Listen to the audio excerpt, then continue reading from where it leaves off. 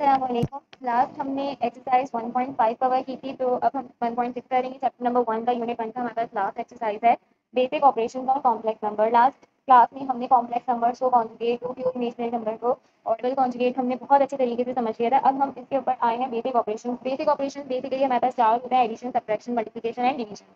तो हम अब इन चार बेसिक ऑपरेशंस को देखेंगे कि हम कॉम्प्लेक्स नंबर में कैसे करते हैं। मतलब कॉम्प्लेक्स नंबर आम रियल नंबर की तरह तो नहीं होता, अलग नॉर्मल नंबर की तरह इसके अंदर आयोटा होता है, इमेजिनरी नंबर। तो अब हम इनमें किस तरह से एडिशन सब्ट्रैक्शन करते हैं हम वो देखेंगे।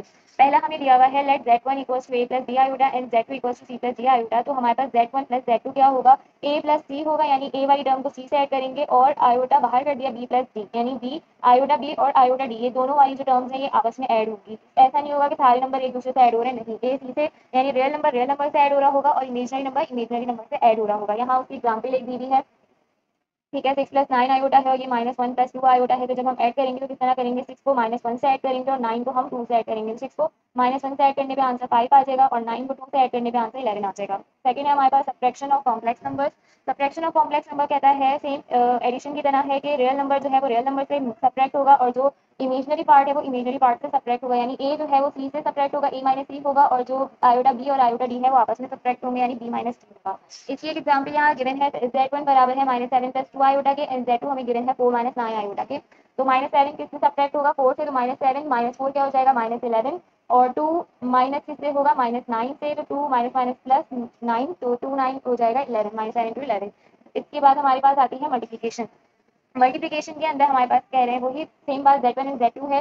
तो हमारे पास z1 इंटू z2 हमारे पास क्या होगा, हमारे पास होगा a c, यानी पहले a c से मल्टीप्लाई होगा, फिर बीच में माइनस की साइन आएगी जो यहाँ दिखा रहे हैं, एंड देन b मल्टीप्लाई होगा d से, ठीक है। ये एक तरह की बात होगी। उसके बाद कॉमा, फिर a d से मल्टीप्लाई होगा, बीच में प्लस की साइन आएगी, और फिर b c से मल्टीप्लाई होगा। तो a c minus b d comma a d plus b c, ये हमारी मल्टीप्लिकेशन होगी दो कॉम्प्लेक्स नंबर के दरमियान, सही है।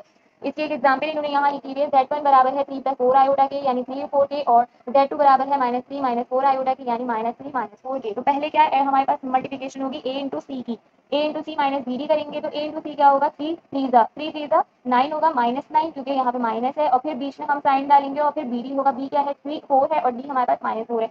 तो 4 4 16 हो जाएगा। यहाँ मैंने कैलकुलेशन करके दिखाई हुई है, z1 इंटू z2 3 इंटू -3, फिर बीच में माइनस की साइन 4 इंटू -4, ठीक है। और फिर कॉमा आ जाएगा, कॉमा की बात 3 है, a d plus b c, तो ए 3 है, डी हमारे पास -4 है, प्लस की साइन आई, फिर 4 बी और सी क्या है -3, तो यहाँ -3 आ गया। फिर इसको सिंप्लीफाई करके लिखा 3 3 9 माइनस के साथ माइनस साइन, और माइनस माइनस प्लस 4 4 16, फिर कॉमा 3 4 12 माइनस के साइन के साथ, और plus minus minus 4 3 12 minus sign के साथ, फिर इसको ऐड कर लेंगे, माइनस प्लस 16, तो ये 7 हो जाएगा, माइनस साइन प्लस 16 और -12 कितना हो जाएगा, -24। तो इस तरह हमारी मल्टीप्लिकेशन होगी दो कॉम्प्लेक्स नंबर के दरमियान।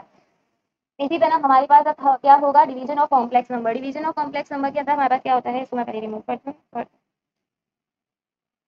डिवीजन ऑफ कॉम्प्लेक्स नंबर के अंदर भी हमारे पास यही कह रहे हैं कि दो number a plus b iota and c plus d iota है, तो हमारे पास क्या होगी, उसकी जो डिवीजन होगी वो किस तरह से होगी, उसका फॉर्मूला हमें दिया हुआ है, ये रहा। ये फॉर्मूला हमारा याद करने वाला है, A C plus B D upon C square plus D square comma B C minus A D over C square plus D square. नीचे डिनोमिनेटर में C square plus D square है, बाकी ऊपर सिर्फ चेंज हो रहा है A C plus B D और B C minus A D, ठीक है। तो अब यहाँ पे हमारे पास क्या काम हो रहा है, अब हमें ये या तो आप फॉर्मूला के थ्रू इसे सॉल्व कर लो, ठीक है, आपके ऊपर है, या फिर डिवीजन में जब दो कॉम्प्लेक्स नंबर लिखे होते हैं तो उन्हें सॉल्व करने का एक तरीका होता है कि जो डिवीजन वाली साइड होती है, जैसे यहाँ पे एग्जाम्पल में दिया हुआ है 2 + 3 आयोटा, डिवीजन में दिया हुआ है 4 + 2 आयोटा, ठीक है। तो हम क्या करेंगे, जो डिनोमिनेटर वाली साइड है ना उसका कॉन्जुगेट ले लेंगे, तो कॉन्जुगेट क्या होगा, 4 - 2 आयोटा, और उसको ऊपर 2 + 3 आयोटा से मल्टीप्लाई भी करवा देंगे और डिवाइड भी करवा देंगे, जैसा इन्होंने यहाँ किया हुआ है।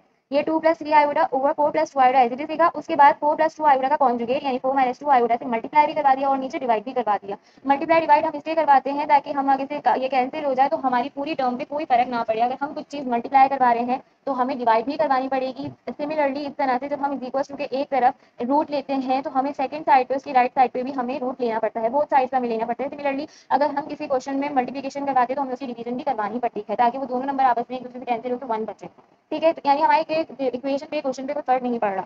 अच्छा, नीचे वाली अगर डिनोमिनेटर वाली साइड हम देखें तो क्या है, 4 + 2 आयोटा 4 - 2 आयोटा। अगर आपको याद हो तो हमारे पास एक अदर फॉर्मूला हुआ करता था, a माइनस बी बराबर होता a minus b a plus b, a minus b और a प्लस बी किसके बराबर हुआ करता था, a square minus b square, ठीक है ना।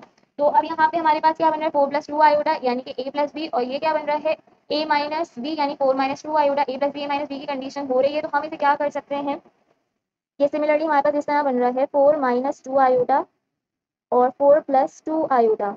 ये नीचे वाली जो टर्म है ये हमारे पास सिमिलर किसके है, ये फॉर्मूला के, तो हम इसको इस तरह लिख सकते हैं 4 का स्क्वायर माइनस 2 आयोटा का स्क्वायर। ठीक है, तो ये क्या हो जाएगा, 4 का स्क्वायर तो हो जाएगा 16 और माइनस क्या हो जाएगा हमारे पास, 2 का स्क्वायर क्या होता है 4, सही है, और आयोटा का स्क्वायर है यानी 2 आयोटा स्क्वायर है ना, तो ये स्क्वायर तो दोनों पे है, 2 पे भी है और आयोटा पे भी है, तो 2 तो 4 हो गया। अब आयोटा जो स्क्वायर होता है तो हमारे पास आयोटा स्क्वायर बराबर होता है -1 के, तो हम यहाँ पे -1 भी लिख देंगे। तो ये क्या हो गया 16 माइनस माइनस प्लस 4 और 16 प्लस 4 कितना हो गया 20।